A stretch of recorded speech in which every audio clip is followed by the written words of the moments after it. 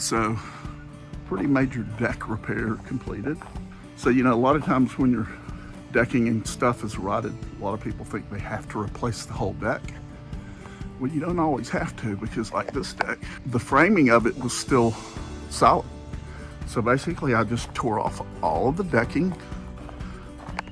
Some of the railing really wasn't that bad, other than it was builder grade, kind of shoddy looking railing.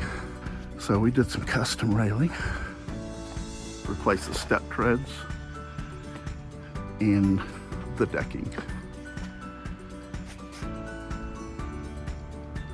Nice custom cut finials on the post, 6x6. Used 4x4 top and bottom rails.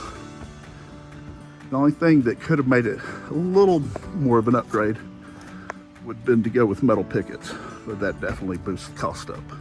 And of course, composite decking would do it too. That's it.